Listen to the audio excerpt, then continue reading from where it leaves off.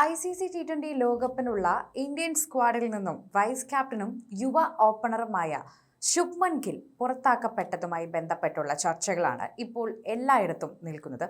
യഥാർത്ഥ പ്രശ്നം എന്ന് പറയുന്നത് ഗില്ലിനെ മാറ്റി എന്നതല്ല. ഗില്ലിനെ മാറ്റി അവിടെ പകരം കൊണ്ടുവന്ന ഒരു താരത്തിന്റെ പേരിലാണ്. നമുക്ക് എല്ലാവർക്കും അറിയാം, ഗില്ലിനെ മാറ്റി അവിടെ കൊണ്ടുവന്നത് സഞ്ജുവിനെയാണ്. എല്ലാവരുടെയും പ്രശ്നം എന്ന് പറയുന്നത് ഗില്ലിനെ മാറ്റി അവിടെ എന്തിന് സഞ്ജുവിനെ തന്നെ എത്തിച്ചു എന്നാണ്. ഗില്ലിനേക്കാളും താഴെ റെക്കോർഡുകളുള്ള, ഗില്ലിനേക്കാളും താഴെ ഫോമുള്ള സഞ്ജുവിനെ അവിടെ എത്തിച്ചതിൻ്റെ പേര് തന്നെയാണ് പ്രശ്നമായി ഇപ്പോൾ എല്ലായിടത്തും മാറുന്നത്. പ്രധാന വിഷയം ഇതുതന്നെയാണ് എന്ന് എടുത്തു പറയാൻ സാധിക്കും. ഭൂരിഭാഗം പേരും തന്നെ നോക്കിക്കഴിഞ്ഞാൽ സെലക്ഷൻ കമ്മിറ്റിയുടെ ഈ തീരുമാനത്തെ അനുകൂലിക്കുന്ന കാര്യം കൂടിയാണെന്ന് പറയുന്നു. മറുഭാഗത്ത് ഇതിനെ ചോദ്യം ചെയ്യുന്നവരുമുണ്ട് എന്ന് പറയുന്നുണ്ട്. ഫോമില്ലെന്ന് ചൂണ്ടിക്കാണിച്ചാണ് ഗില്ലിനെ തഴഞ്ഞതെങ്കിൽ ആദ്യം പുറത്തു പോവേണ്ടത് ശരിക്കും പറഞ്ഞാൽ ക്യാപ്റ്റൻ സൂര്യകുമാർ യാദവ് അല്ലേ എന്നാണ് ഇവർ യഥാർത്ഥത്തിൽ ചോദിക്കുന്നൊരു കാര്യം. ഗില്ലിനെ ടീമിൽ ഉൾപ്പെടുത്തുന്നതുമായി ബന്ധപ്പെട്ട സെലക്ഷൻ കമ്മിറ്റിയിൽ അഭിപ്രായ ഭിന്നതകൾ ഉണ്ടായിരുന്നതായി തന്നെ റിപ്പോർട്ടുകൾ നേരത്തെ വന്നിരുന്നു. ഭൂരിഭാഗം ഇതിനെ എതിർത്തതാണ് താരത്തിന് തന്നെ വിനയായതെന്നും വാർത്തകൾ തന്നെ പ്രത്യേകമായി വരികയും ചെയ്തിരുന്നു. പക്ഷേ ഗില്ല് പുറത്താക്കപ്പെടാനുള്ള പ്രധാന കാരണക്കാരൻ നായകൻ സൂര്യയാണ് എന്നാണ് ഇപ്പോൾ വരുന്ന സൂചനകൾ.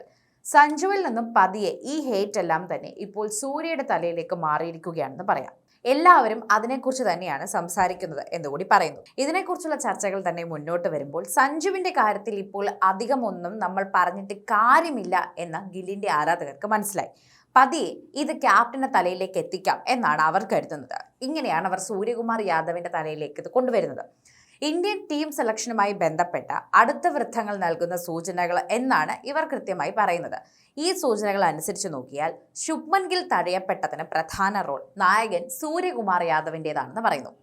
അജിത് അഗാർക്കറിന് കീഴിലുള്ള 5 അംഗ സെലക്ഷൻ കമ്മിറ്റിയാണ് സ്ക്വാഡിനെ തിരഞ്ഞെടുക്കാറുള്ളതെങ്കിലും ക്യാപ്റ്റനും കോച്ചിനും ഇതിലൊരു കാര്യങ്ങൾ ഇടപെടുത്താൻ അല്ലെങ്കിൽ കൈകടത്താൻ ഉള്ള ഒരു കാര്യമുണ്ട്. ഇക്കാര്യത്തിൽ കോൾ ഉണ്ടാകും എന്ന് പറയുന്നു.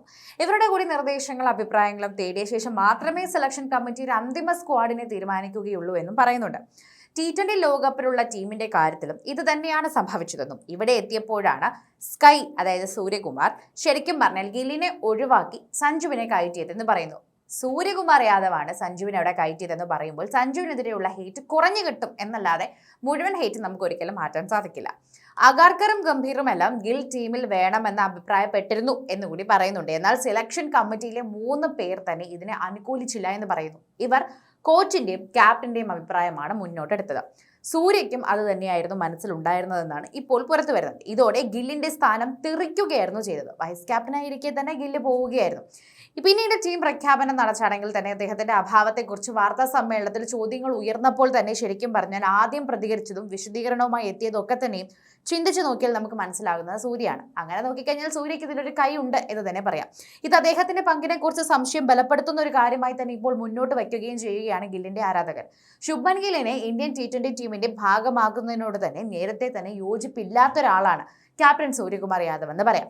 ഗില്ലിന്റെ സ്ലോ ബാറ്റിംഗ് ടീമിന്റെ ഇപ്പോഴത്തെ അഗ്രസീവ് സമീപനത്തിന് തന്നെ യോജിച്ചതല്ല എന്ന അഭിപ്രായമാണ് അദ്ദേഹത്തിന് ഇപ്പോൾ ഉള്ളത്.